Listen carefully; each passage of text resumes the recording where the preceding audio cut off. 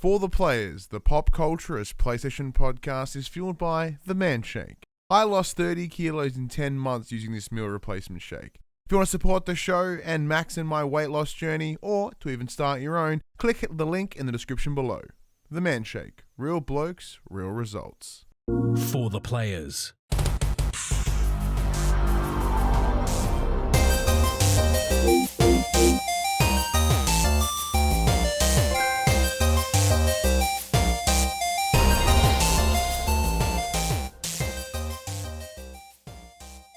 I'm Ryan Betson.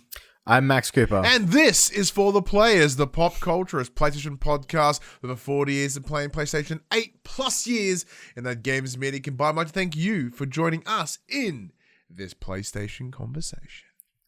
This PlayStation conversation happens every Monday morning at 8 a.m. on podcast services, including Apple Podcasts and Spotify, and 9 a.m. on those YouTubes. If you'd like to take part in future conversations with us, come and check out our socials. Facebook, Discord, Instagram, and Twitter. All of those links can be found in the description below. If you want to join us as the conversation happens, head over to twitch.tv/thepopculturist, where you can watch us record this show live. You can jump in the chat and become part of the show, as I almost burp while talking.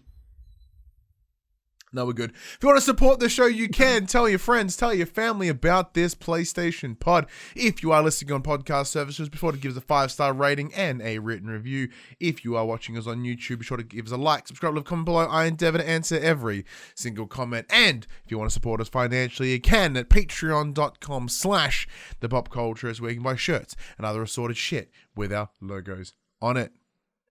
Max, something happened this week that made you legit. Yeah, lots of things happened this week that made me legit, and they're all absolutely fantastic. Yeah. So the first one, which is relevant to this, and then you can talk about your other legitness. So, even though it's very unlikely that it will actually happen, PAX Australia, back end of October, not looking very positive, but if it does, Max and myself will be attending as press. We received our accreditation this week, which for me is fantastic. This is like the 5th time that I'll be going as press to PAX, and that's old news. Max, this would be your first ever media account attendance to something. Yeah. I have a feeling that, like, obviously, I'm super excited. It should be great. I don't think it's going to happen, though. I have this horrible feeling that it's just not going to happen. No, look, if the Melbourne show got canned, it's the same week. Yeah, it ain't happening. However, like that doesn't take away from the fact that you have now been awarded a media. Maybe I'll need to like email them and be like, look, if it's cancelled, can you still just send me the pass so I can just claim it as a literal badge of honor? Yeah. Did like I said, because you've been doing this a year and a bit with me now and the PopC, and we've done cool things. Obviously, we've been very, very lucky to have media codes and review codes and stuff like that, and access to some cool things. Like the House of Ashes and stuff earlier in the year. But like this is legit. Yeah, well done. Congratulations to you, Max. You fucking earned it. I don't think I did, but I think you did. I've just been here, just riding the waves as I come. It's look. The PopC is built on riding the coattails of others, like all the best coattails, like Paul James, other friends. Just coattails, man. Just coattails. It's not a bad thing. And then you're coattailing on the coattails. Not too bad there. But some other legitimate things happened this week to you, Max? What's going on? I haven't spoken about it in a while, but our land is finally titling. It should be titled in the next 5 days.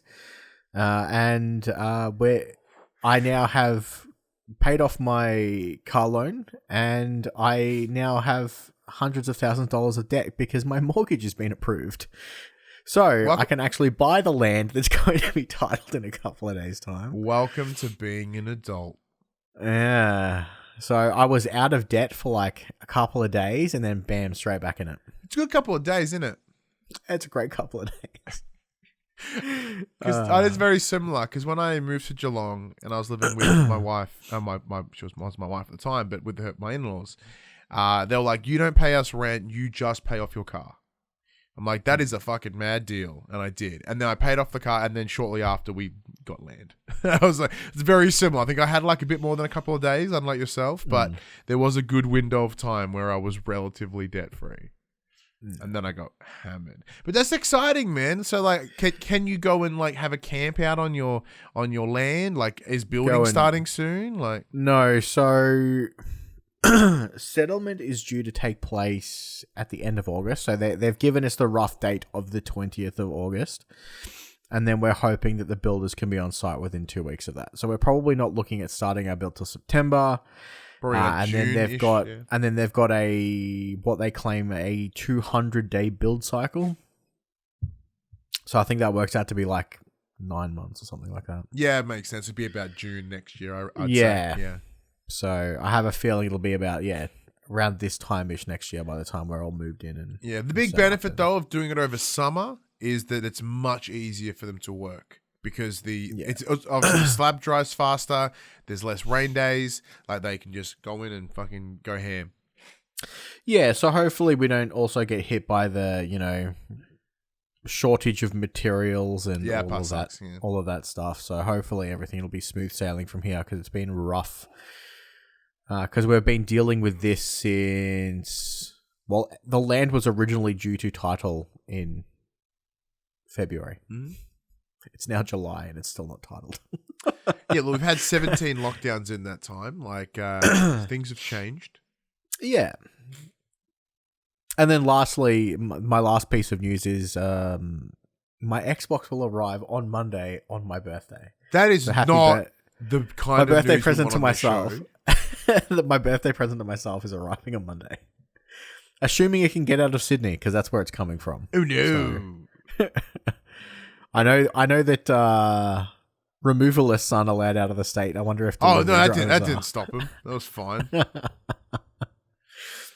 I'll get my Xbox with a side of COVID, please. Good stuff. I'm disappointed in your Xbox, but I'm not because I can't. For a while, you thought about getting one. I did think about getting one actually. I was going to get a 1S. Because I just pulled the trigger and got the 1X.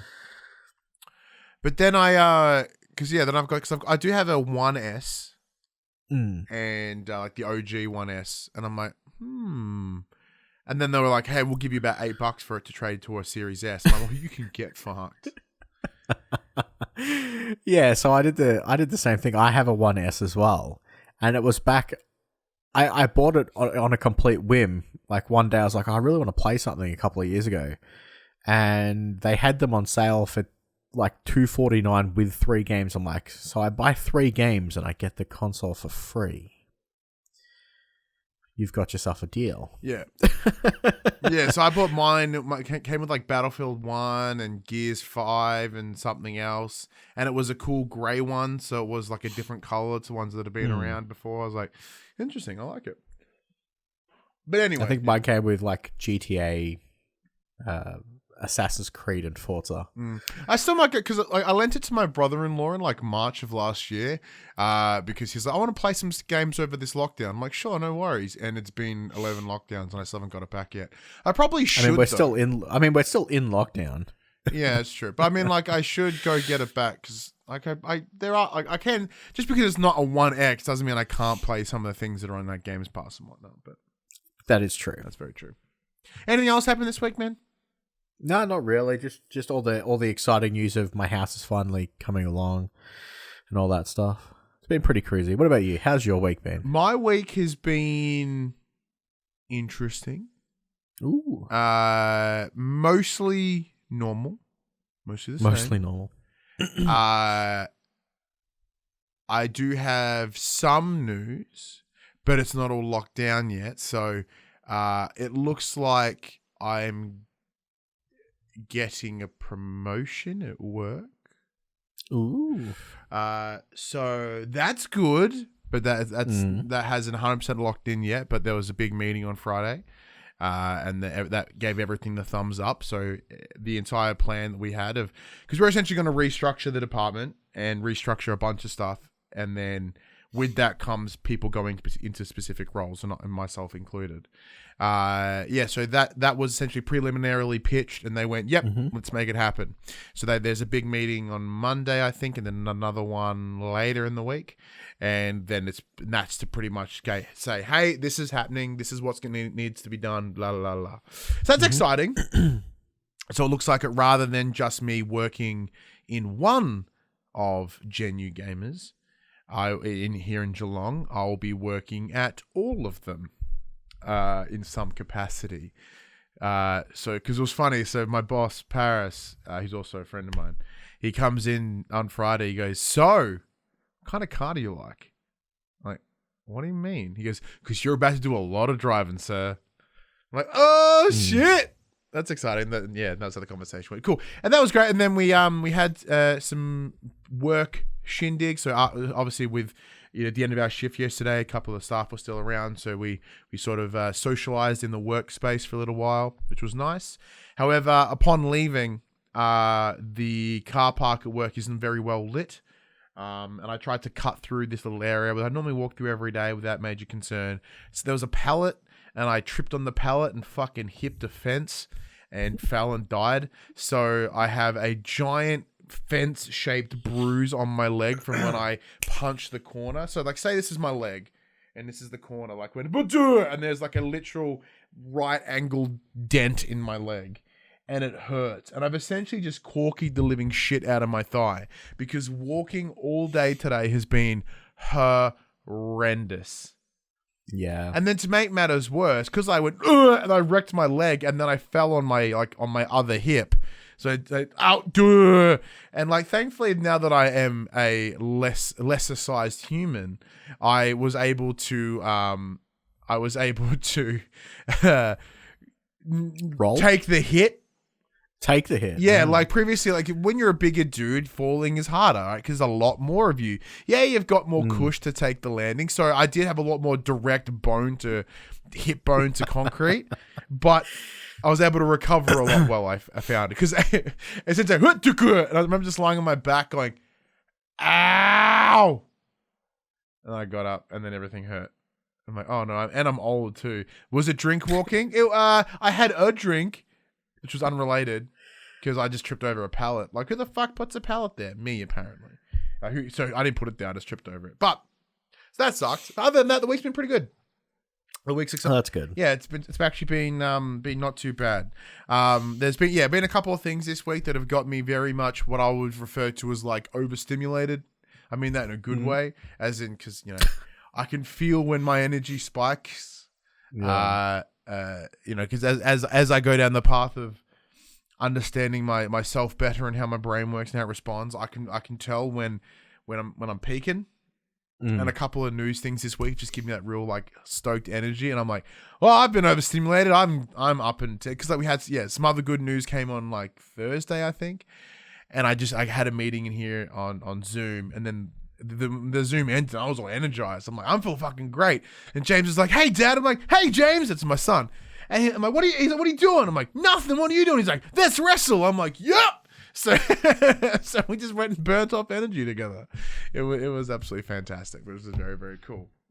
But, that's it. There you go. That was been our week. Now, Max, what we do, before we jump into the news section when we tell you about what happened this week in PlayStation, there is a section that we do. So, in 2020 until now, I have lost over 35 kilos using a product called the Man Shake. It is a meal replacement shake. It is a company that I am an ambassador for.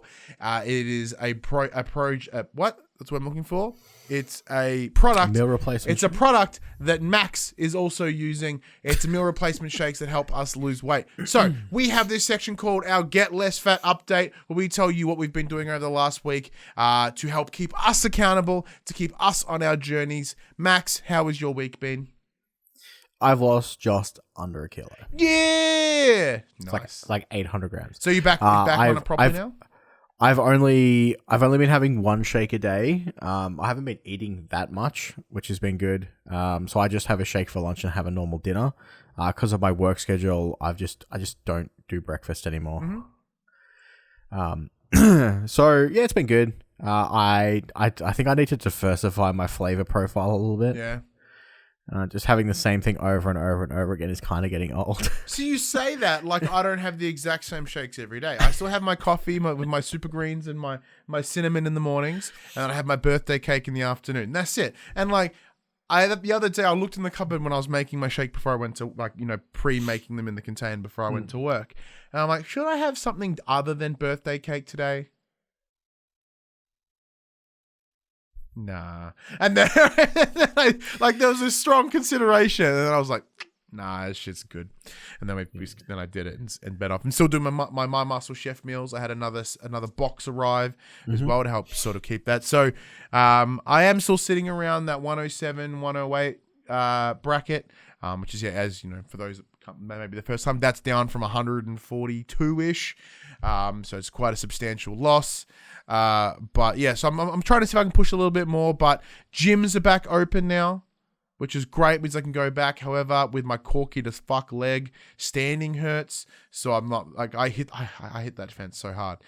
Just maybe wait a little bit, because last time you got back into the gym, we went back into a lockdown. So if you could just give us just a little bit of freedom before you go back to like, I am worried that the correlation between me going to the gym and then lockdowns is a strong thing. But anyways, if you want to support Max and my weight loss journey, you can by heading to the link in the description. It is bit.ly/FTP Manshake. Just by going to the link, you don't have to buy anything. You help support us. Hey, and maybe you might be able to start your own journey, and you might be able to change your life a little bit. Anyway, that's enough of that shilling stuff, even though I'm a big fan of the product. Here's a section we call Inform the Players. We tell you about what happened this week in PlayStation. Before we do that, we should talk about what we've been playing this week. We should! I completely skipped the playing section. Max, what have you been playing this week? Well, I've been playing a little bit of everything. So I've been playing a little bit more Cris Tales, which is absolutely fantastic. I spoke about it a little bit last week. I was only about an hour deep. I'm now about 3-4 hours deep. The game's main mechanic is absolutely fantastic. So this isn't too spoilery. You literally find out at the very start of the game that the main character, Crispell, is a time mage. So the way your screen is set up is there is a big triangle in the center of your screen. So on the left-hand side of the triangle is the past. On the right-hand side is the future, and inside the triangle is the present. So as you're walking around the world, you can see how it has changed or will change over time, which is really cool. So it affects your decisions. So one of the very early tutorial decisions that it gets you to make is you see that there's buildings in the town that are they've essentially got termites, and they're going to be destroyed. And you can see on the right hand side of your screen that the buildings are destroyed, and when you walk across, you can see them fixed as you move across. So you pick whether or not to save the shopkeeper's house, or you pick to save the family's house, and you can see how the family will look in the future if you don't save their house, and how the shopkeeper will look if you don't save his business. And it's really interesting in the way it makes you you can see what your choices are how they're going to play out before you make them, which in turn makes you question what your choice will be before you make it, which is really cool. And it does the same thing in combat. So one of the, again, to avoid spoilers, I'll reference one of the tutorials to teach you the mechanic. But basically, at the start, you verse this person who doesn't take any damage. They're just immune because they've got this gigantic shield. So what you do is you wet them, you cast a water spell on them, and then send them into the future so they rust. Because they're wet from the water. Yeah. And then once they're in the future, they're rusted, so their armor doesn't work. You can beat them. So it's a really cool mechanic how you've got to think of how you can use things through time, not just in the moment. So it really makes you think about how you actually will tackle encounters in combat and how you play the game. Nice. So I've been having heaps of fun with that. You and I both played some Red Dead Redemption 2 online earlier this week. We did. That was a blast. It turns out not only can I not drive in GTA Online, I also can't drive horses in Red Dead Online. Yeah, so you and I jumped in after not playing Red Dead for the longest time. You were in Red Dead for about 14 seconds, and then you got hogtied and dragged into a town. Literally the second I spawned in, I was hogtied. Like, I was literally lassoed and killed straight away. I was like, well, this is fun. This is what I remember. So I came in. I mean, it's a nice change of pace to not be like rocket launched by like a flying car, but it will still suck. So I came in shortly after, and I was just heading into town. Next thing, you just like eat shit into me or rock up and shoot me or something. You hogtied me. Like, hey, is that the exact same thing to you? Yes, that was a ton of fun. So you and I did a couple of like a bounty missions and stuff like that, which was great, which actually inspired me to go back and play more of the game itself. So I'm now playing it on the PS5, and I am playing the single player campaign again. I think I'm like 17% in. I'm still in those early chapter 1. Like I decided to not transfer my save file from my old run at Red Dead into now, because I was like, I'm going to have no idea where I was at, which is what I did. I was like, no, I got no idea. So here I was like, start fresh, start new. And God, that fucking game is so good. I don't know why I never finished it. I don't know. I think I just got simply distracted by other things at the time. And the game is dense. It is an experience. It is something, right? So it is like, it's a lot. So I'm playing it and I'm like, this game still looks amazing.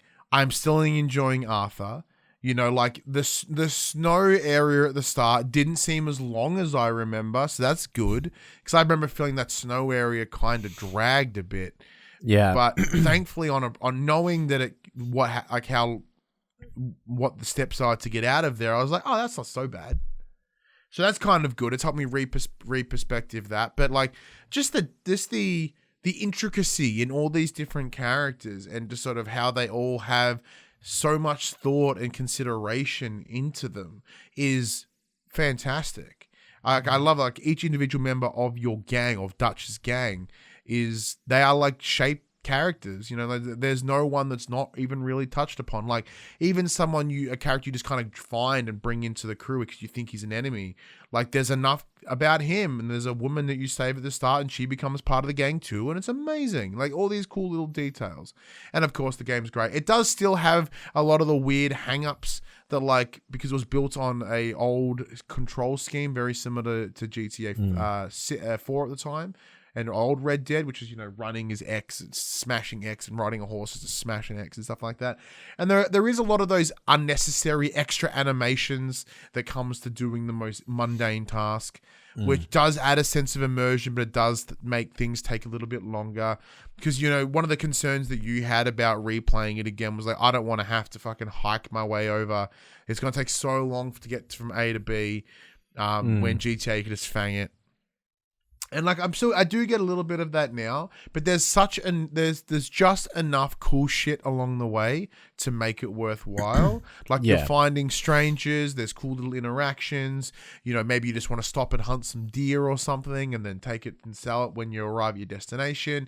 Like there's enough cool little spots. Like I forget what there was someone somewhere something said along the lines of like when you're in an open world, someone needs to engage you at X amount of seconds, right? Like I think it's like every 30 seconds, every 45 seconds, something should engage you. And I do feel this game delivers on that because it is such a dense world. Like a lot of it does feel relatively organic as well, which I like. Someone just wants to like jack you on the side of a street, like, hey, and they try to hold you up and take your horse, whatever. You shoot them, loot them, keep on going. It's very, very good, and which is a given, because it was a Game of the Year contender of the year that it came out, but I just didn't finish it, or I didn't finish it in time for the end of the year, and then the next year rolled around, and then new games came out, and I got intensely distracted. So I'll have more to say about that because I'm the second that I finish here, I'm probably gonna play more of it. The other big. Yeah, so the other thing that you and I have both been playing. I was gonna say before we get into that one, because I think we'll end on that one. Yeah. That the last thing I've been playing is Tribes of Midgard. Oh yeah, because you're like, this game looks dumb, and then you bought it. The game that I said that I wasn't gonna buy, I ended up buying it.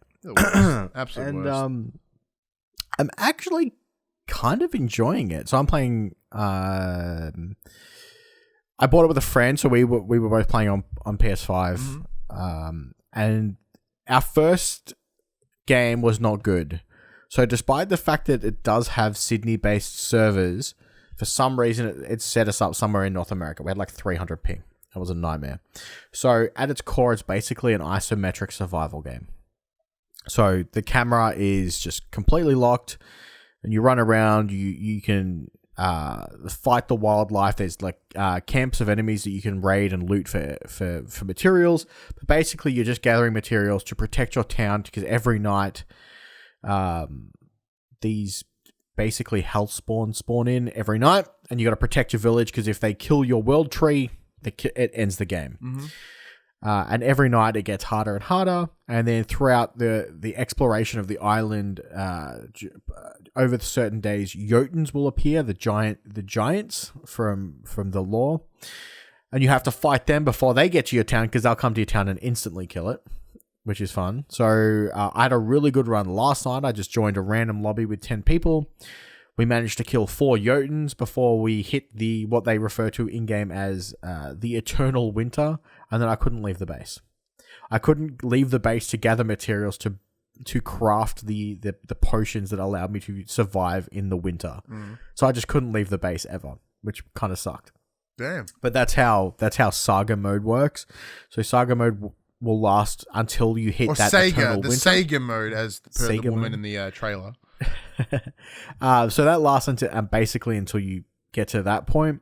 There is also you can play it solo. Apparently the difficulty is scaled depending on how many people are playing in the world at any given time. I think that's rubbish. Apparently it's almost impossible to play solo. Wow. And then they have what's called a survival mode, where you build your own world and you can set parameters like how difficult the enemies are, how many days the world will last for, health multipliers, and it'll give you seasonal XP based on the choices you make. So obviously the easier you make it, the less XP multipliers you'll get. So I've hit my maximum has been day 14 survival. The game's really fun. It does have a class system, but you have to do certain things in game to unlock those classes. So you start with 2 basic classes to unlock at the start. And then I unlocked my first class last night. You have to kill 3 Jotuns in a single game. So that was quite difficult. And then there's ones for like hitting all the shrines on a map. So opening all the fast travel points. There's kill 15 enemies in 10 seconds playing. They're all unlocked in very specific ways, which is really cool. It gives you something to aim towards. They're not hidden. You know exactly how to unlock them from the beginning of the game. So you can go in and be like, I'm going to work towards this time. The only problem with playing with random people online is once you build, you can build buildings that basically generate resources for you for nothing. And they get put into the town storage. The problem is anyone can access the town storage. And lots of people kind of just raid it and sell it to get XP to level up their season pass, and then they just peace out and quit the game. Okay. So that kind of sucks when people come in, steal all your resources, and then just leave. Yeah. But the game's been fun. The last couple of times I have played, I have managed to get Australian servers, which is awesome. So there has been, I think, 2 to 3 patches since launch. So they seem to have fixed that connectivity issue at the least. So do you think that it's got some legs on it? I think so. I think it'll be better with the more people you play with. So currently it's up to a maximum of 10 people per world. So I've been playing with just me and one of my friends who owns it. So the 2-player game is not strong, but I think with more people it could definitely be fun. It's one of those games where it's going to be as fun as the people you play it with, because if you don't work together and get nothing done, the game doesn't last very long. Okay. That makes sense. Because it does have those roguelike elements. Very nice. But so the one thing that you and I have both been playing, so we've been playing Rain Bite's latest release, which is Trigger Witch. So big thank you to Eastasiasoft for providing us the review code. Full disclosure, however, we are very good friends with John O'Peck. He is the writer of the game itself.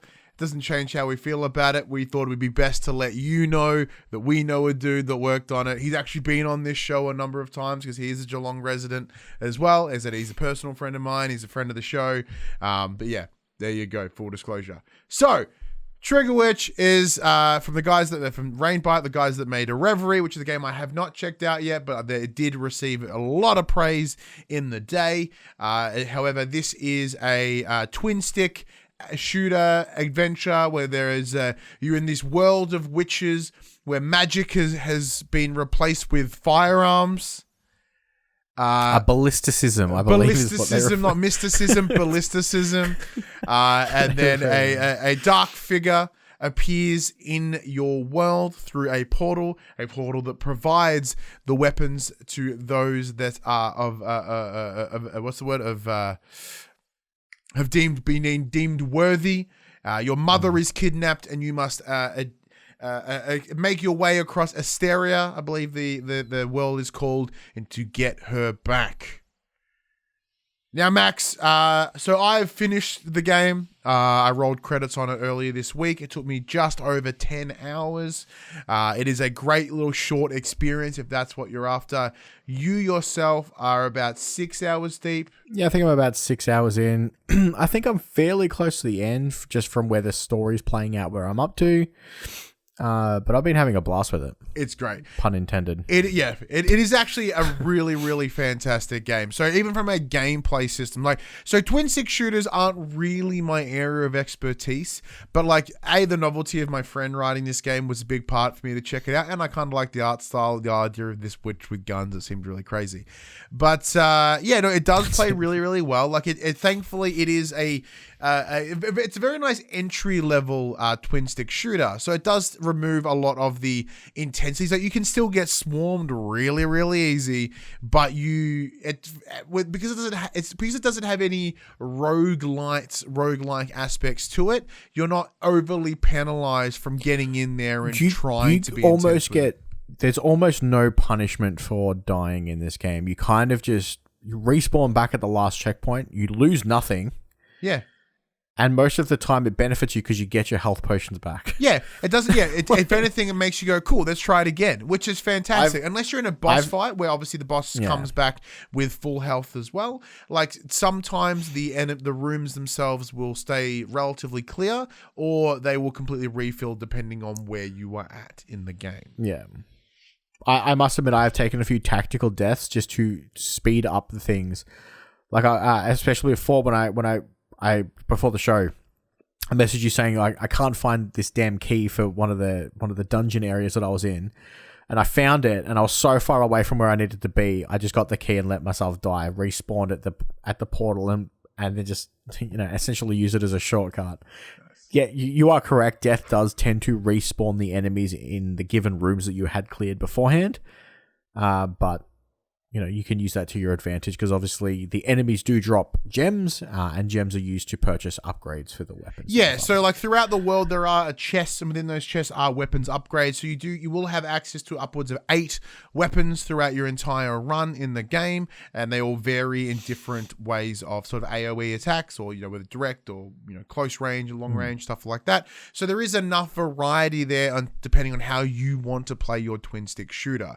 So you do have a pistol, which is just a standard revolver-esque thing, and that is essentially your sidearm that will have unlimited ammunition, but the reload time is a lot faster. Actually, all guns have unlimited ammunition. However, the reload time is substantially shorter with the pistol. But then you have access to a main weapon, 2 of them at any given time. So you have 2 main weapons and your sidearm, and as you upgrade them, they will be able to do better, have more damage, etc. However, one thing that I do want to add in terms of the upgrade things, as we touch upon that we move through. So there is a shop in the main area where you can go and use the gems that you've collected as well as the upgrade parts that you have obtained to pump up your weapon's damage, its range, its rate of fire, and its accuracy. The thing that confused me the most is in hindsight, I really feel that upgrading the damage did absolutely nothing. And I mean that as in the pistol, right? There's this one enemy, it's a ball that rolls at you, and there is one that looks like a witch's cone, and it just kind of comes you and throw. Each of them they took 2 shots on my unupgraded revolver. even when fully upgraded, they still take 2 shots. So it's not as if my gun is now upgraded, so they take 1 shot and they are done. They still take multiple shots, if not the same amount of shots. And unless the world scales in its difficulty, then why upgrade them? Like if you're upgrading your weaponry and the world is not becoming easier. I was going to say, to be fair, it does give you the damage numbers as you're upgrading the pistol, and I think the pistol only gets like 1, maybe 2 extra damage, even at fully upgraded. Yeah, but they include. So I've upgraded. So there's an assault rifle. There are Uzis and like shotguns. They're the ones that I primarily put the into, and even then, they were still taking a very similar amount of shots. Right, it wasn't as if it was just this substantial where I could start clearing rooms in an instant with an upgraded weapon. Yeah. So I guess that's good. Like, yes, you're pumping the upgrades in, but if you decided to not to, for whatever reason, you could still come out pretty well. There is a great spread in the creatures and in the monsters that you fight throughout the game. However, like there are some reused ones throughout. Like as you head into a different area, you will find a different variant of the same enemy, and maybe they have a different platform or a different weapon, but they are primarily the same. So once you sort of suss out the movement patterns or the attack patterns of particular enemies, you can still clear your way through it pretty good. It did have that Doom energy where it's all about you just moving around and making sure you don't stay too long in one spot, which is like any twin stick shooter, I guess. That's also in the same vein as Doom. To refill your health potions, you do have to kill enemies. Yep. So you've got to play that risk reward out of, I've got no health, but I have to commit to this to get more health. So that was a really nice push. Yeah, so it does keep pushing you forward in that way. Like it does really benefit you to like just keep going. Like you do have a dash that makes you invulnerable. You can use it twice. There is a cooldown, a very distinct cooldown. It also has the added effect of making a sound trigger as the dash refresh is happening. So you can, if instead of having to watch for that little icon in the screen, you can hear that sound effect and be like, okay, I can dash again now. Yeah, and I found that sound came through the TV as well as the controller. So I did spend a little bit of the time playing the game while listening to podcasts. And yeah, I was still getting that auditory feedback through the controller as well, which I do appreciate. So for those that didn't want to play that, which is also really weird because the music in this game is fucking tremendous. It's so good. So I don't know why I kept playing with the TV music down. So to me, the choice of instrument in this, there's a lot of sort of like MIDI flute, which takes me straight back. So to Harvest Moon, Back to Nature on the PlayStation 1.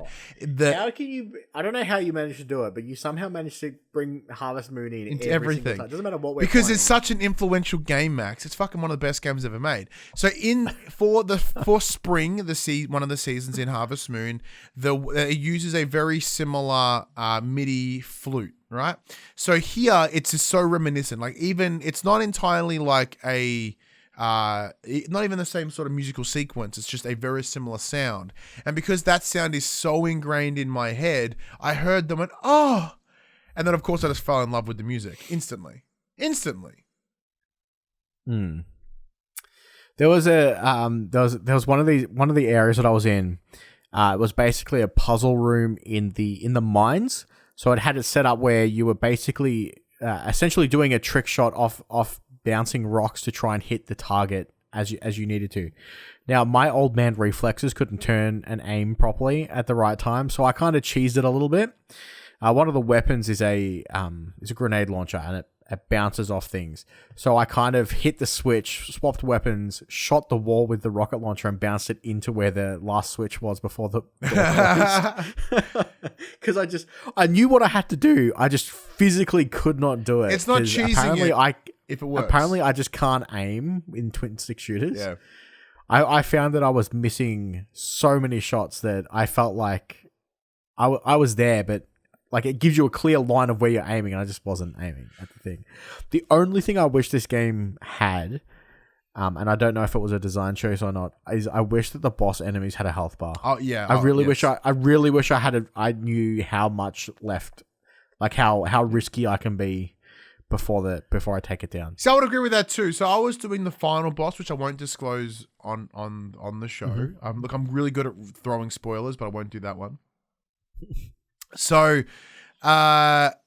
So like that's the problem. Like I felt like I was just never progressing because there was no indicator. So I'm just blasting bullets into it. I actually messaged a friend of mine and I was like, "Hey, with the final boss, what am I doing wrong?"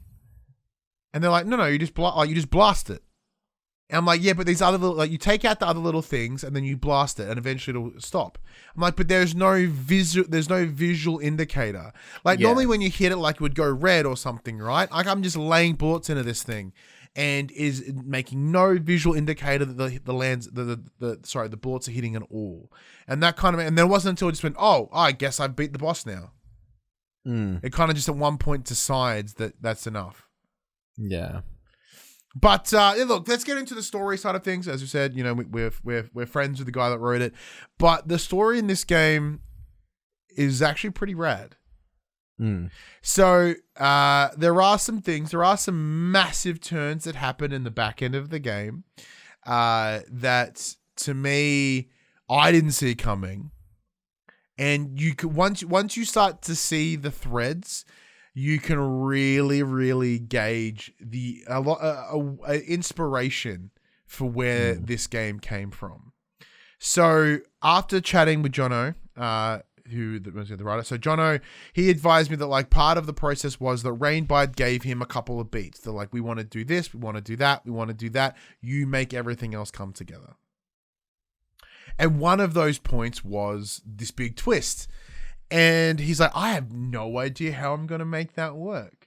But I think he did. Like in terms of a continual narrative, I really quite like it. There is a big build up of the world itself. Like, you know, like there is obviously Colette, who is the main witch, and then there's her two friends who represent sort of different parts within the world, and it all kind of comes together nicely. I do appreciate a lot of little nods to certain things in the world. An example being with Jono being a big PlayStation fan himself, he makes clear references to sacred symbols in particular areas. Like I think you have to get a staff, and the iconography on that staff is the coloring of the PlayStation symbols. So that's not even subtle on that one, and that was a design choice by him.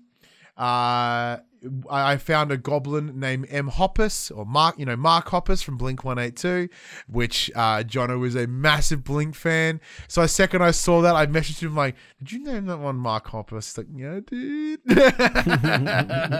So apparently there's a bunch of characters named after his influences and stuff. So that's exciting. That's the first one I noticed actually, but I guarantee I missed a ton of them. But yeah, the story itself was really, really cool. I did find that even in a 10-hour experience, there was enough explanation of the world and its lore and the beats that it wanted to hit. I never really got like super invested in the characters, but there was enough for me to understand their motivations and what makes them different and who goes where and how this works and where we were heading to. Yeah. So in the 6 hours that you spent with it, because as I said, you've not finished yet either, how are you finding the story? Yeah, it's really well done. It's like you said, that from the beginning, between the main player that you play as Colette and her two friends, how they, because obviously it explains in the story that they've been friends forever. Yeah, like they grew up together. They've always been friends, and then basically something happens, and they kind of all go their separate ways. And then throughout the story, you still interact with them, even though you've all gone on your separate paths, and you have very different ideas of where your life is going to go, or where what your role is in this world. And I think it's a really interesting way it was handled really, really well, especially with to avoid spoilers, that one character in particular who is just completely different from everyone else. Yes. I think so far that they have been my favorite character. Her backstory is very, very cool, very well done. But obviously, I haven't finished yet. I'm what I would call partway through Act 2. Yeah, you're pretty close to the final big thing. So, but you know, it's the game itself has so many Like just in a story, it does have a lot of pop culture references, as you mentioned. There's almost direct quote pulls from, I think, Lord of the Rings. I saw there's a few from a few others that I've seen, but it despite the fact that it's a twin stick shooter, it almost has a reminiscence of those old Zelda games. Like if you pull up that map, it looks exactly like a Zelda game.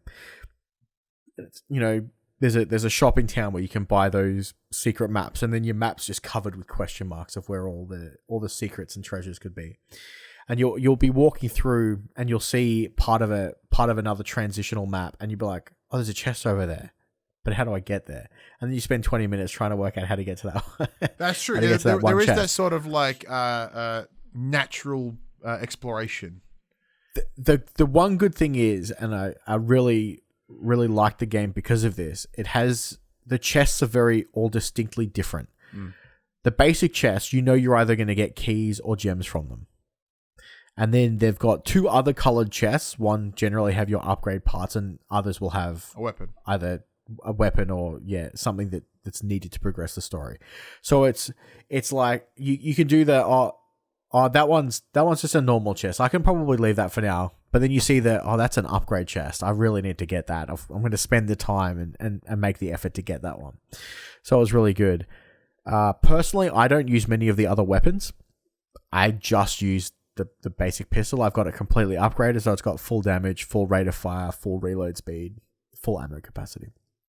There are enemies, like you said, that are unique in the fact that they will require other weapons to take down, which is cool, but you can also take them down by the environmental traps inside any given area. So there's spike traps, there's fire traps. It's really cool. There's an area that I'm in at the moment where you can fall off the map, which I'm finding very frustrating because a lot of the enemies have the ability to just push you off the side of the map. I've run into some issues where, because it's a transitional screen, I've transitioned to the following screen and it's put me in the wrong spot and I instantly fall off the map. That's only happened a couple of times. That's not too bad. And you don't lose too much health for falling off the map, so it is fairly forgiving. And again, there is no punishment for dying. It's not a Souls game. You're not going to lose everything on death. So it's not too bad. At most, you'll get set back like a minute of your time to get back to where you were. It's not horrendous. Some of the enemies I've found irksome, especially the guys who are literal shields that just sit in front of other enemies. At one point, one of their variants is they're covered in crystals and they reflect bullets back at you. That sucked. I killed myself so many times before I realized that, don't do that. Just do anything but that. But yeah, the game is really, really fun. Graphic design wise, it's this pixel-esque and very reminiscent of like those old school Zelda games. Absolutely fantastic. Very easy recommend. I think it's on everything. So, it's very easy to pick up. And yeah, the story is definitely compelling enough to keep you going through it. Yeah, I played it for like 4.5 hours straight yesterday. Yeah, I did it in about 3 big sittings. What I would call big sittings, being a full-time worker and a parent. So like if I can do something for 3 hours, that's pretty good sit. So I was able to get it done in about 2 or 3 sittings. I think we're probably 3. But it was great. I really, really enjoyed myself. I'm only a handful of trophies away from the platinum. It is very obtainable. However, the last couple that I have are entirely skill reliant, which I don't have that. So I'll try get the plat at some point, but I also think I don't believe I'll be able to do it. But I can always try. I haven't uninstalled it yet, so if there's an afternoon, I'm like, I'm gonna give it a whirl, and then I might go in and try. Probably take those last couple off. But anyway, yeah. So once again, big thank you to Eastasiasoft for providing the review code for that. I was gonna buy it anyway. I wanted to support my friend, but when that opportunity came up, that was mad. But yeah, of course. So Trigger Witch is available on almost everything, I believe. Go check it out if you want. If you just want to support a friend of ours, you can do that too. Make sure you go give them some love on the socials. But now we get into the section called Inform the Players. We tell you about what happened this week in PlayStation. Well, only Ryan, like 45 minutes later. Almost an hour in, yeah. So the biggest news this week is easily the fact that the upcoming firmware update for the PlayStation 5 will finally add support for the M.2 drive. So Sony has released a list of specifications as to what can be placed inside your PlayStation 5. Give it the min-max size, both in terms of physical size and data size. So I think you have to put a minimum of 250 gig in it, up to a maximum of 4 terabyte. Sony also recommends that any M.2 drives you add will increase the heat of the console, and therefore you should heatsink your own drives before putting them into your console, because they'll overheat. For all the specifics though, of size, form factor, all of that fun stuff, head over to the PlayStation support page and they'll give you all the details there. So this is currently in beta for all those people who are in the beta program. There is no current release date as to when this firmware update will be hitting the general public though. Other improvements coming with this firmware update include the way that trophies work. They're finally going to put trophies back in list form. Instead of going left to right, they're going back to up and down. Yes. I believe you can track them a little bit better inside the player cards. Yeah, so if you're hunting for specific trophies, you can essentially tag them, and then that'll be the ones that pop up ASAP. So if you're like, I want to get 100 enemies, and you want to make sure see how many you're doing, there you go. You can now also see, for those of us who are still playing on PlayStation 4 and PlayStation 5 at the same time, you can now see your PS5 trophies on your PS4. Ooh. Apparently you can do that. The PlayStation 4 and PlayStation 5 games are also going to be separated on the home screen to avoid any confusion about what version you're going to be playing in the future, which is handy. Oh, at the same time, it's also going to make everything more cluttered if you have both versions installed. Create mode functionality is also getting improved with some quality of life changes. For example, they're going to disable the on-screen notifications when taking screenshots. So if you're taking multiple screenshots, one after the other, you won't have the notification saying screenshot saved in the top corner, which is nice. They're also adding the quick replay save functionality is going to get more timers instead of, I think it's 15 seconds, 30 seconds, 5 minutes, an hour. I think they're going to have more time slots in there. Rad. And lastly, PlayStation 5's next firmware update will also add 3D audio for your television. Naturally, the results won't be as effective as with a quality pair of headphones, but Sony will optimize the experience by detecting the acoustics of your room by using the microphone in your DualSense controller. Okay, sure. Yeah. I think that's ballsy. But I don't know how that would work from the I don't know how fucking sensitive this DualSense microphone is. But okay, cool. But I also don't know. Yeah, but first of all, let's talk about the ability for that extra drive support to be enabled. That's Matt. I know you are super fucking excited about this because you, unlike yourself, I use an extended support storage for the PS4 games that I play, which is like Red Dead right now, like Mass Effect, all these big honking games. But you're primarily just running off the one drive and you are having a hard time. I am constantly deleting and reinstalling stuff. I mean, at one point I had GTA, Destiny, and Call of Duty installed. Call of Duty's 150 gig, Destiny's 110, GTA's 99. And then, of course, there's my Call of Duty. And there's my whole drive. Yeah. And then if you wanted Call of Duty as well for zombies, you're then fucked. Yeah, so it's just a nightmare. But so I'm very excited that they're coming out. They are pricey drives. The ones that the recommended drives at the moment are like the Seagate Firecutter, and they're sitting at $250 for a 1 terabyte stick. Yeah, and they also don't come with a heatsink. Yeah, so that's the other thing as well. So then you're gonna pay extra as well to cool the bastard down. So this is the thing. So as someone that has, like, when I first got my PS5, it overheated in the first couple of days and it was unusable, right? Mine had, I believe, it clearly had a manufacturing fault in regards to its heat distribution. But SSDs run optimally at like 90 degrees Celsius. So it will pump up the heat in that console. So if that's not well ventilated, if that's not, like, that can be and will likely have the potential to be a problem. So the adding the heatsink does suck. It's an extra thing that you shouldn't have to think about. But like when you use, the Xbox Series X example, which has that little external card you just plug in, apparently that motherfucker gets super hot. You know why? 'Cause it's an SSD and it's gonna run hot. So there is that same concern, but it looks as if the Xbox might have a better way to go about it, or unless there is a heatsink within that card itself. I've never really looked into it as well. And Puck also adds to the chat, one of the preferred ones on Amazon with the heatsink will not physically fit in the space allowed.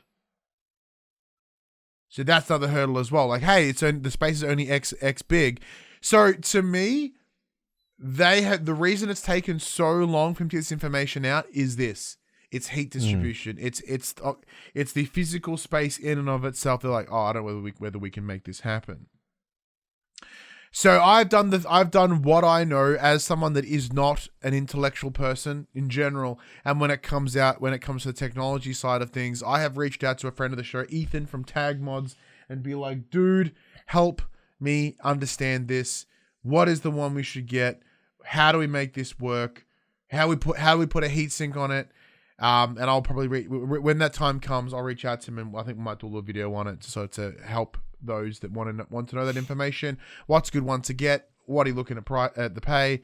How do you put the heatsink on? We'll make it all happen in the console. But are you going to rush out to do this, Mac? Because as I said, you're the one that's complaining the most about it. Probably. Dope. Probably the second we hear from Ethan, I'll probably be like, yeah, can you just do it for me? Here's the money, make it happen. here's the money. Here's my PlayStation. Just thank you. Good. Yeah. What about you? Are you gonna rush out? I'm not gonna rush, but I asked him to give me recommendations, how we can make this happen, and then I'll probably seek it out. But yeah. In other PlayStation news this week, though, despite its stock shortages, PlayStation 5 has sold over 10 million units earlier this month. It makes the PlayStation 5 the fastest selling console in the family, beating the PlayStation 4 to 10 million mark by just under a month. Hot damn. That is look, people are still fucking gushing. They are so turgid for this PS5. Big W had allegedly had a release this week. Crashed the website. Absolutely crashed them. Amazon had some. Apparently they went almost instantly as well. People are gagging for a PS5. I heard the Big W one was a back-end error and someone managed to buy all of the consoles before they even got to the website. No, really? Yeah, they cancelled all of those orders because someone managed to get into the back end of their stuff and ordered them all before they had a chance to even go on sale to the public. Hot damn. So they cancelled all those orders and they're going to re-upload them at a non-specific time. So, yeah. Yeah, that's it, because that's the problem. Unless they drop... Dem scalpers be strong. Yeah, so unless, you just drop them at some time, then people be like, well, you didn't tell me, I'm at work, how am I supposed to buy them? But then, if we tell you, then scalpers are going to get involved. It's a fucked market right now. And look, We've said it here on the show, and we'll say it here, and we'll say it again. You don't have to rush to get one. We've got one, and we're very lucky. But aside from Returnal... aside from Ratchet, you're not missing out. You're really not. There's not enough PS5 big fucking hitters that make you rush to get this. Yeah. Now that does come from a point of privilege when we've got one. So but it's up to you. Like I said, if you really want to seek one out, you may have to pay a little bit more. But you could just wait. It's a tough space because, you are actively not missing out. Yeah, there really isn't much. Everything's coming to both. By the look of it, Horizon's coming to both. God of War is definitely coming to both. Yep. You're not going to miss out on those. You're not going to miss out on those big tentpole exclusive games. No. They're going to come to both for a little while longer. Until they get this stock shortage under control, they're going to be coming to both for a while. Spot on. And to make matters worse, Max, you've got even more time to kill because there is delays. Firstly, Kenna, Bridge of Spirits, a Paul James' heart breaks in the distance. I'm super upset that this is happening too, because September is now just getting absolutely It's fucked. slogged by games that I want to play. So, originally due to release on the 24th of August, so less than a month away, developer Ember Lab have announced the game is being pushed back until the 21st of September, so just a month delay. Quote, we have made the difficult decision to delay the release of Kenna until September 21st to polish the game across all platforms. The team has been working extremely hard, and we feel the extra time is critical to ensure the best experience possible. We know many of you are eager to play, and we appreciate your patience as the team continues to work on delivering the best version of Kenna. Thank you for your amazing support. Now, I'm excited for this too myself. Having it only be a month, because you know one of the things when you're like, oh, I shout out to them for not using COVID as a reason. Big thumbs up to that. Like, it's just like, hey, this is just a polished delay. And demonstration of that is by only being a month. That's no problems at all. I'm still keen as F to play that. And when it does, we'll be there. But Max, the real stinger is a game that at least I was adamant that was coming out this year. So much so that I put it in my draft for this year.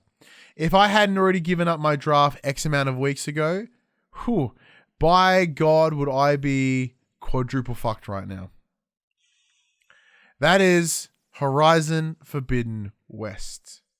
Earlier this week, Jeff Grubb, speaking on the Giant Bomb Show, as reported by VGC, said that Sony could be looking to delay the open world game into 22 as per an unnamed source. Calling back to the Horizon state of play, Hull said development was Hull said development for the title was still on track, but wasn't certain about the finished product dropping before the year's end. This is all speculation, as Sony hasn't officially made a statement on this. But earlier today, Bloomberg's Jason Schreier, that's a day of recording, weighed in on the situation, reporting that Horizon will indeed be delayed into early 2022. But then again, until Sony give the word, there is officially hope, right? So, Max, you and I have been, in semi-recent months, have been like, this prick's coming in March of 2022. We have been pretty strong about it, because why have a Horizon state of play and then not back it with a date? And then, obviously their intentions were to hit the back end of this year, especially with that state of play.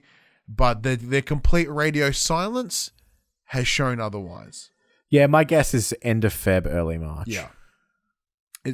So look, obviously this would have been huge to hit holiday season, but it obviously looks like it's not going to happen, and Sony have never pushed a game that's not ready. Yeah, they've always played by their own timetable, and it's what they're doing here. And what they're doing is this. It's the same thing that they did with God of War, where they were unsure of when it could actually hit, so they were incredibly quiet about the release date or even the release window.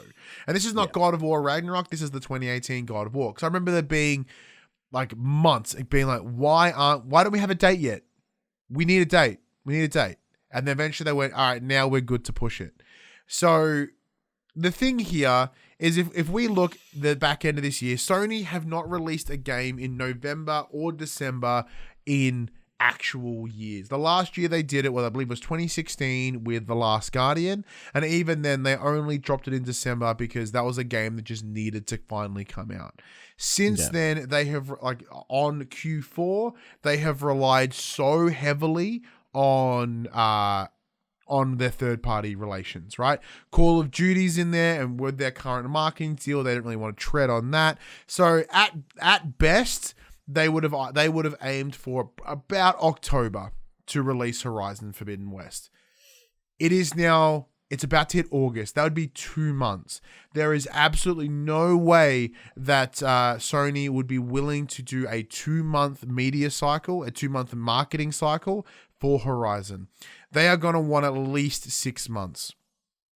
So, which means it's 100% not hitting this year. Like, at best, we're going to hit something maybe in October for them coming out in March. That gives them the 5-ish to 6 months of marketing time. And that way they can at least end the year with some announceables. And because just like yourself, we both believe there is a state of play coming in August. It's been the rumor mill for a while, so that would bring it, within that reasonable window of if we announce it now for the start of next year, there's enough marketing push, there's enough time. There's not as if we're gonna say, hey, it's coming out in a year from now. Like, in August through to March, reasonable time. It is going to be a disappointing reveal, but as they have never officially revealed the date for Horizon, there is no delay, technically. So technically correct is the best kind of correct. But the only one that's really fucked it up was God of War. God of War should not have put a date on it. No. They put the 2021. And look, granted, I'm sad about it. Once again, there is currently no major release for PS5 in the back end year. The best yet is Deathloop, and even then, that's a second party dealing. So, yes, we've already had 2, technically 3 with Astro Bot in terms of big time releases this year for the PS5. In the PS5's life cycle so far. Yeah. We've had 2 this year with Returnal and Ratchet. 2's pretty good. 3 would be better. But I guess a second party deal may be enough to meet in the middle, potentially. I mean, they're technically 3. There's Demon Souls. I mean, there's a remaster of an old game. So 4 in its life cycle so far. Yeah. Well, Ryan, did you hear that Sony's coming to PC? I had. So Sony has confirmed that its recent acquisition of Nexxis is designed to enable further ports of PlayStation titles to PC. Speaking in an interview with Famitsu, Jim Ryan said, quote, "We are also happy with our efforts to provide our IP to PCs. Although it is still in its infancy, we look forward to working with Nexxis to help with that." See, look, there are times where they bought the guys to do PC ports, and now they're doing PC ports. On a more very straightforward, on a more selfish way to look at this, there are times like I've been doing this show for 220 episodes or whatever now, right?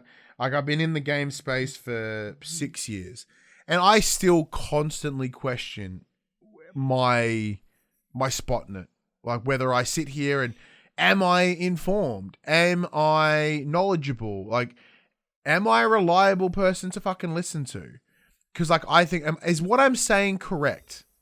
And really, the last 2 news stories have actually filled me with a little bit of happiness. Because I'm like, well, that's what my prediction was for Nexxis. It's an easy prediction, but it was like, this is what they're going to do with it. They're going to have them solely for PC stuff. Bam, proved. Horizon, there is no way this game's coming out next year. Even though there are people within the space that are legitimate, that are informed, that are knowledgeable, and they're like, nah, it's coming this year. I have moments where I get happy that I actually know something. So so selfishly, this news is brilliant. But it does make sense though, as we alluded to upon their announcement, this is the future of PlayStation. Rather than having to get a third party involved, like Platinum for Death Stranding, and I think Guerrilla did their own, who was the port house for Horizon on PC? I actually have no idea. Ooh, I don't remember. Ooh. Was that Platinum was at 505. No, Platinum did Death Stranding. But they're technically second party anyway. I don't recall. But either way, so they what they have now is the luxury of in-house support. They literally don't have to outsource anything. No throwing money to other companies. They have a department that is completely built on this shit. They know what they're doing, and it is a complete risk mitigator, which is a big plus. Is it Guerrilla? I'm trying to find it now. Oh, well, in that case, I'll jump into the next story and we'll go from there. I'm not having much luck. So, Team Asobi, Max. So, last year, Studio Japan did kind of get all shit to bed, and then they replaced it with Team Asobi. Oh, Reverend Puck in this says Sony Mobile. So, yeah, still a division of Sony, so that's not too bad. So the team behind Astro Bot Rescue Mission and Astro's Playroom are currently hiring, which is Team Asobi, which is fantastic news. Spotted by Gaming Route, an advertisement for a role at Team Asobi has appeared on LinkedIn, confirming the studio is hiring for its next project. Going by the job description, it sounds like the team's next-gen game could well be another Astro Bot platformer. The designer job listing makes mention of a 3D action game in which the successful candidate will need to, quote, bring creativity and humor. So it looks like, because once again, this makes sense from the information that we had been given, which is the idea that that with the restructure of Studio Japan to be focused around Team Asobi, that there is no chance that they were going to do anything else. They want Astro Bot to essentially be the next, their next icon. Their what's what I'm looking for? Mascot. Thank you. They're the new mascot for PlayStation. And do you think this is just going to be a bigger version of Playroom? Or? I hope so. I hope that they do something like, part of me is like Astro Bot could be the next Crash Bandicoot. Give me that nostalgic puzzle platforming in the 3D space, but keep that cool whimsical nods to all your Sony stuff that you had in Astro's Playroom. Yeah. Yes, it's like Rescue Mission showed that the character itself of Astro Bot is enticing. It is cute. It's adorable, and the world that they establish is what they say, creative and humorous. But really with Playroom, they nailed on that. So the nostalgic love for PlayStation, because PlayStation does have its history, and I hope with whatever they do that they try to do a mix of both in some way. Yeah. Because Astro Bot as a character can stand alone. We saw that with Rescue Mission, but like having a love and a respect for the history of PlayStation as a company and as a platform is beautiful as well. So honestly, I loved Astro's Playroom. I loved Astro's Rescue Mission. Anything would they do with that? Actually, the only thing that I ask Team Asobi, PlayStation, make merchandise around Astro Bot. Like if you want Astro Bot to be the mascot, which I presume that you do, in Astro's Playroom, there is a machine, a gacha machine, right? And there are really, really cool little statues that are within the game. Make them real. Make them fucking plastic. Make them PVC, PLA, whatever. Just make them happen, and I will buy them because they are adorable. You do that, you get my money. Astro would make a great little plush toy. Merch is shit. Merch is like, look at this wall behind me. You can't quite sit in the shop, but the set that we are normally both sitting in is littered with PlayStation and pop culture merchandise. If I could add more to this space, that I am going to. Because, even the PlayStation store, like the gear store, right, doesn't ship outside of the US or the UK. The fuck? Let me spend my money on your shit. I'm distracted now, but we're getting really sidetracked. Anyway, Astro Bot, whatever they do moving forward. Thumbs up. Next up, on Friday morning, Annapurna Interactive held a showcase with some upcoming titles. Now, they had more showing than this. I picked out the ones that were specifically for PlayStation. So, Outer Wilds is getting an expansion titled Echoes of the Eye, which is coming to PlayStation 4 September 28th. Solar Ash got a release date trailer with some gameplay, with the game dropping on PlayStation 4 and PlayStation 5 on October 26th. And Stray, the cyberpunk-esque cat game that was shown off in a PlayStation State of Play last year, I believe, received a new story trailer, and it is coming to PlayStation 5 and PlayStation 4 early 2022. Dope. There were some other really, really cool games, but unfortunately they're not coming to PlayStation. That's all right. But a lot of them were like PC Switch. I'm saying. Yeah, it's that complete openness of the Switch eShop is going to work to the advantage of many, many people. But yeah, Outer Wilds I never played. I heard really good things. I remember there being a lot of confusion around Outer Worlds, which came out at the same time. Solar Ash looked dope as well, but Stray is the one for me. Like I remember that watching that trailer last year and being like, what the fuck is this? I need to play this. And having it come early next year is not too bad. So even if Horizon gets delayed again, we're good. It's fine. It's covered. Hey, Max, you know what you did? I know. You gave me the quick about bits it. again this week. It's like the third week in the row. Woo! Quick bits. Back for Blood is getting a beta, and it is coming to the PS4 and the PS5. PS Plus members gain access to it from the 12th to the 16th of August. However, anybody that holds a pre-order for the game will have access from the 5th of August. I have reached out to the local publisher, and hopefully Max will be able to get on board and we're able to give you some thoughts and impressions on that bad boy. Marvel's Avengers DLC for Black Panther will launch on the 17th of August. The abandoned real-time experience app, which is the app of ever-changing names, is now live and preloadable. I pre-downloaded it just before we started recording today. I still have no idea what the fuck this is supposed to be. We've got until the middle of the month, I believe, or the back end of the month before something will actually happen. I think 10th of August is when they're showing off their first trailer. 10th of August? So it's like a week and a half. Yeah, this is on the back of them showing this weird, like, asset flip of a dude with an eye patch in the background. Like, really, really weird, blurry as shit photo of Solid Snake. Once again, this has to be something, right? Like, there is no way that all this can be about this fucking independent studio that ain't done shit. My mind is going to be blown if on the 10th of August we open up the abandoned real-time experience app and it has a patch the day of, and Padge is completely right. It becomes the PlayStation experience app, and that they drop the state of play, and that's when they announce that Horizon's being delayed. Yeah, so all that, and they go, Horizon's delayed, sorry about that. But Metal Gear Remake, Bluepoint, because I think that's what'll happen. Like the Silent Hills, like the Metal Gear, like I think they're announcing a couple different things at the same time here. Yeah, like if it does become that app, it makes total sense. It will get a patch, it will get renamed, and everyone will be like, what the fuck has been all this? All of this is dumb. But I'm very excited. We've got 2 weeks, week and a half, not even.